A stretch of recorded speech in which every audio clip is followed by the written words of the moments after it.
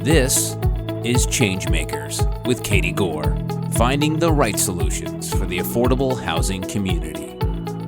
This week's Changemaker is Joseph Diehl, the Interim Executive Director at the National American Indian Housing Council.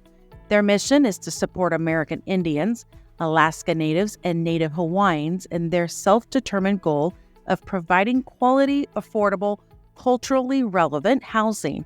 With over 25 years of experience working with the council, Joe offers invaluable perspective on understanding the organization, its members, and the communities it serves. Joe, welcome to the podcast. It's my pleasure to be here, Katie. Thanks for inviting me. We're happy to have you and excited to talk about all things related to the National American Indian Housing Council. But first, let's talk a little bit about you because you've been with them for quite a while. So I think you've got a nice reflective journey. Why don't you just talk to us about how you first got involved? I actually started working with them through one of their regions. So NAIHC is what we call it, has 9 regions. And so I was hired out in the Northwest region to manage that particular nonprofit. And so I started with them in 1998. And from that point on, I started attending the national meetings that are held usually in May or June of each year. I believe I attended all of them. During the pandemic, however, obviously there was a pause around that. But overall, I was managing the region, which consisted of 38 tribes, and they were located in Washington State, Oregon, Idaho, and the southern part of Alaska. So that kept me busy. We had quarterly meetings. We'd have speakers, trainings. The NAIHC reps would come out and talk to us about new legislation, things that they're doing at the national level. So that was my introduction. And then from time to time, I would be called in by NAIHC for a special project, right? And so I was called in 2015 when they were short-staffed, and it's like, Joe, can you go to work in D.C.? And of course I said no. But when my board in the Northwest said, Joe, you have to go, I went ahead and quite did that. Persuasive, huh? Very persuasive. It's like, Joe, you need to go, and they need your help. And so my background prior to all of this was that I was a CPA and an attorney, both, right? And so I had these great credentials, and I have a love of learning. But I have to admit that when I started working with tribes, I knew very little about tribes. It wasn't my culture, and it was all new to me. But I was an association manager, right? And so I ran membership associations for a living up to that point. So it was pretty well suited that I would come into the national office. I had a short stint there, and then again, I got my arm twisted. Katie, it was like, oh, Joe, you did such a great job for us in 2017. They came back to me and said, hey, we have a new, executive director coming in, and this is his first major job for a nonprofit, and you're old, Joe, so why don't you, old and experienced, I think they said. I mean, they're trying to be polite, right? And I said, sure. So I actually lived in D.C. for 2 years, from 2017 to 2019 as the Deputy Director. And so that was a great experience. And then for the third or fourth time, I retired. So my current stint now, I am the Interim Executive Director again. We're hiring. And so all your listeners, if they're interested in any of our positions, we're at naihc.net. So tell us about NAIHC, because it sounds like you guys have quite a different array of things you do. You mentioned some legislation and training, but tell us more about what you guys at the core do. Sure. In fact, it's a banner year for us in 2024 in that it'll be our 50th anniversary. So we've been around for a while. My first exposure back in 98 doesn't come close. The organization was already in existence for 25 years at that point.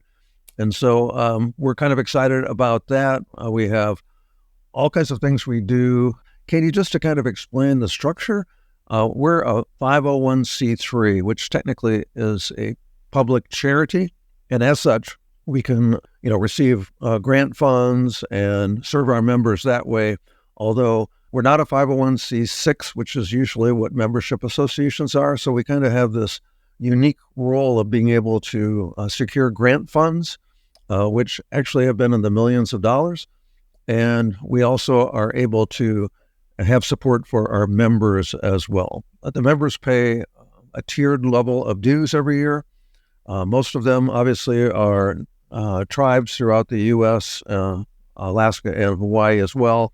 And so we typically, have the same members all the time. There's no other housing group that serves, tribes in Indian country. We're it pretty much. And so we have a unique, position in doing that. We receive several $1 million actually from the Office of Native American Programs under grant programs, where the federal government realizes that the skill levels and support for tribal housing is lacking. And so they've been able to set up a program with us whereby we provide training and technical assistance to tribes. It's kind of call in demand, right?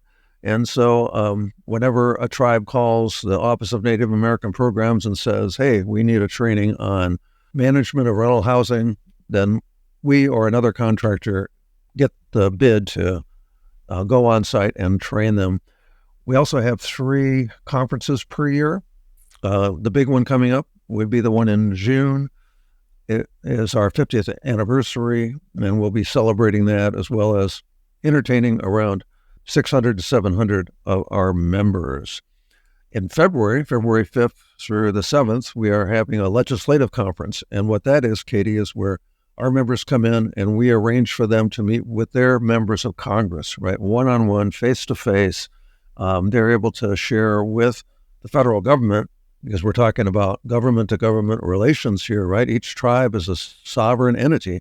They can share with their member of Congress what their needs are and hopefully influence legislation in the future.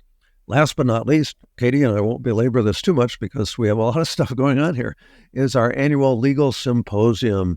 And that's kind of a fun event where we get all the attorneys. As you can imagine, there are all kinds of legal issues in Indian country that aren't typical in affordable housing, right? And so we have a legal symposium. It's well attended.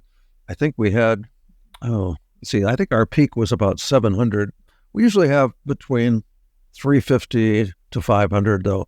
And again, you have to be kind of a legal eagle or have an interest in that, or you have to be, managing tribal housing to attend. Typically though, even if you're not involved deeply, it's in Las Vegas and people seem to like Las Vegas. Don't get me wrong. I don't like it, but a lot of people just really enjoy taking a break and going to Vegas. So you mentioned your region and you cited a couple states, but tell us nationally what all of the areas are that you serve and give us an idea of how many people your nonprofit is serving. That's a great question. We actually have enrolled as members around 271 tribes. Some of the tribes do not have enough resources to have their own housing activities, right, or housing projects. And so what they'll do, and this is typically the smaller tribes up in Alaska, will join together with other tribes. And so we actually represent, when you count all those little tribes that are sharing resources with other groups, around 470. Even your listeners probably know there are around 565 federally recognized tribes. And so we have around 470. The others either do not have housing programs or are just too small to really afford to be able to participate. Typically, because of our due structure, it's tiered. Smaller tribes can find it a lot more attractive to attend than larger tribes. But we have 9 regions throughout the country, and it's sort of divided up at one point in the same breakdown that the Office of Native American Programs for HUD was broken down. Now that's changed over time because either our regions change or their regions change, but we have an East Coast region that really goes from Illinois all the way to the Atlantic Ocean, right? And so there are fewer tribes in the East, and so that region is probably geographically our largest. We have about 4 different regions that are in the center of the U.S., and then that would be Northern Plains, those in Oklahoma, Texas. We have a Southwest regional nonprofit as well. They're just as active as the Northwest, and so each region has its own flavor, has its own setup. It maintains its own members. It sometimes asks the national office, that would be us, to provide trainings for them.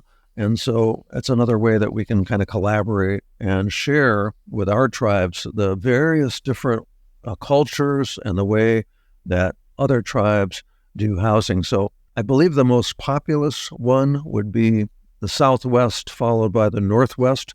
So I was a part of that, and I did attend, in some cases, other regions to kind of cross-train when I was managing the Northwest Indian Housing Association, which is our name, up in Region 6. So what would you summarize are the biggest issues for tribal housing? It's all about funding. Unfortunately, the federal government made a commitment to tribes when the treaties were entered into to provide health care, housing, and so forth. And so over the years, with the advent of a law that we spearheaded in the 1990s called the Native American Housing and Self-Determination Act, or NAHASDA, as we say, acronym, it was a breakthrough because that was funded at around $700 million. It was going to be an annual block grant, and it would go tiered, similar to our structure. Smaller tribes would get a little bit less, larger tribes would get more. And it was intended to really, by the name of the act, right, Self-Determination Act, would allow tribes to do what their culture allowed them to do and felt best for them. In the past, to be honest with you, federal government programs were typically cookie cutter, and they would say, well, all tribes are alike, so, here's what you need to do when you follow, Bureau of Land Management or Indian Health Service, and even HUD. And so with that breakthrough legislation, which I believe was in the late 1990s, we received almost $750 million. Now, the issue that I want to share with you, Katie, is that amount has not changed. It's gone up, through acts of Congress, a couple $100 million up or down or whatever, but it's typically stayed the same. And if you factor inflation in alone, we should be well over, $1 billion right now. So I think the biggest problem right now is the fact that the federal government does not provide enough funding.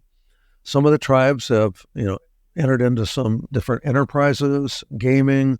They have different businesses that they set up on their reservations with the permission of the federal government, of course. And so they're working hard to become self-sufficient. But right now, again, the amount that is necessary to really, support tribal members on the reservations is woefully short. So for some of us who aren't familiar with this concept, when you say self-determined housing, explain that and what that looks like. Sure. So each tribe is, as I mentioned, a sovereign government. They have their own culture. Many times it's their own language. Prior to, colonialism, they would have partnerships with each other. Sometimes they would war against each other. And so each of them developed their own culture, their own mores, their own traditions. And this goes on for tens of thousands of years, right? And so with the advent of colonialism and being removed from their homelands and put on reservations, there was a recognition, again, that there is this separateness. On the other hand, let's just put all of the Native Americans into one category, right? And so over time, the tribes have fought bitterly, actually, for the right to determine their own fate, right? And despite the fact that they were relegated to somewhat worthless land, right, they were able to make a go of it. Their population numbers are now going up instead of down. And so it's been kind of a journey for them, but the self-determination part is a key factor. And if you think of it, in the United States, Katie, we have countries within a country, right? We have the United States of America, but in this country, there are treaties with sovereign entities called tribes. And it's really a very unique thing. Just as a side note, Katie, my wife and I travel to other countries during the short periods of time that I've been retired.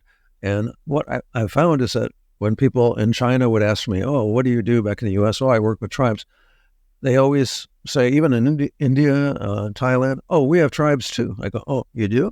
Oh, yeah. It's like other people take over land that is in the possession of other cultures, and they take them over and they become indigenous people, right? And so that's kind of the moniker throughout the world.